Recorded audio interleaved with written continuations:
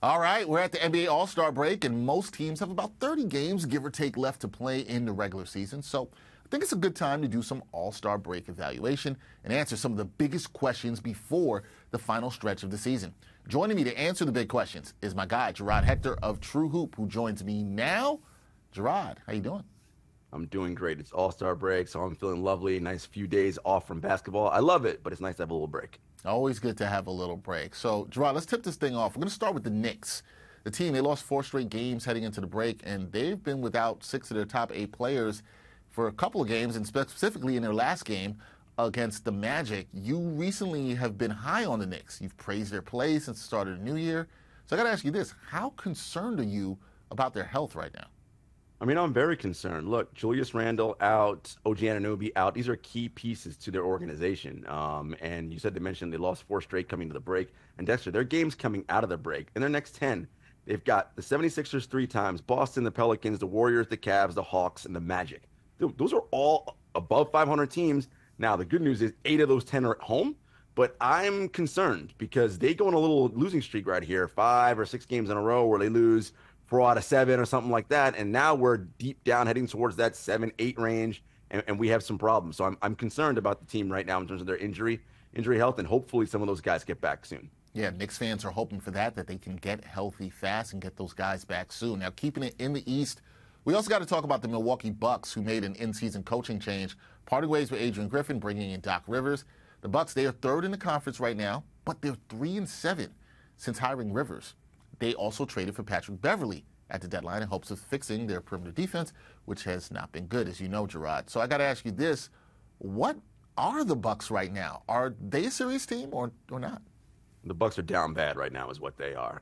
Listen, they fired Adrian Griffin, and I don't understand why. It was a Giannis thing, I know. First he wanted him, then he didn't. The whole Dame thing, getting rid of Terry Stotts, understand all that. But this team was very good, 30-17, 30-15, somewhere around that range when they got rid of Adrian Griffin. 3-7, as you mentioned, since Doc's taken over. Look, they can't guard anybody. That's number one. Number two, Damian Lillard, something is off with this guy. He's shooting 34% from 3. He has just not been himself. Still looking metrically like an all-star level player, which he is. But last year, you could have argued, Dex, he was the best offensive player in the league. He's nowhere near that. And if he's going to play the poorest defense he normally does, and he's not the best offensive player in the league, this is a problem on a defense in general that is overall cratering. Not to mention Brook Lopez on the decline. Their bench, Bobby Portis, Jay Crowder, is not good, right? And so this team is down bad right now.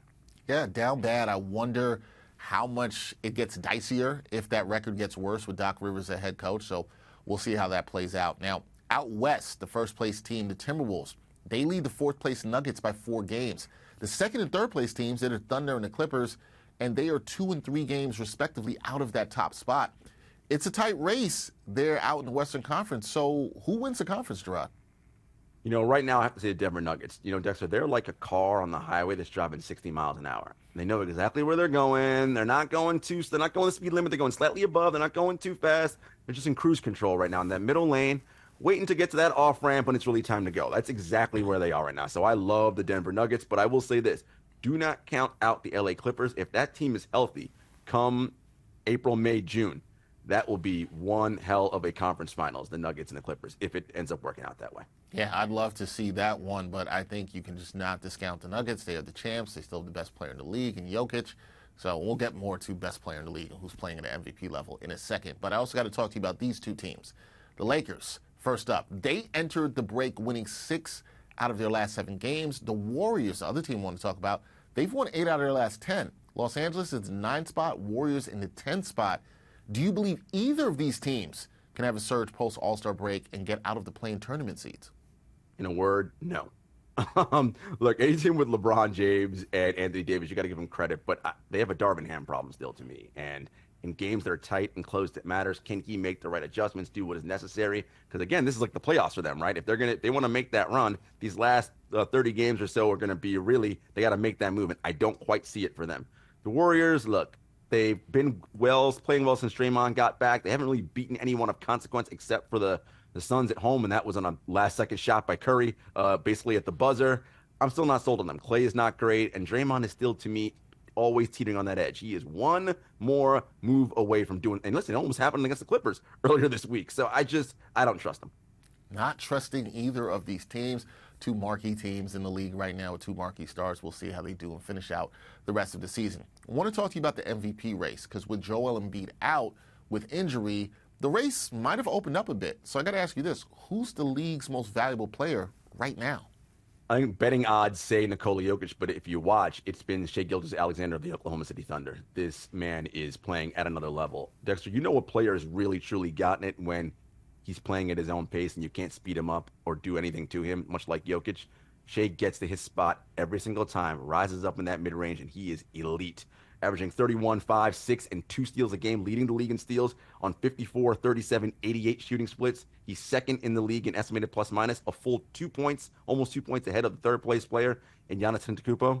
Look, I just think SGA is playing on another level right now. To me, he is the MVP, and if he does win it, this will be the 6th consecutive year an international player wins the NBA MVP, which I think is a great thing.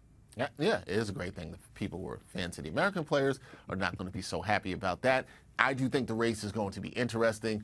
Will Jokic win a third in 4th years, or are people going to have a little bit of voter fatigue?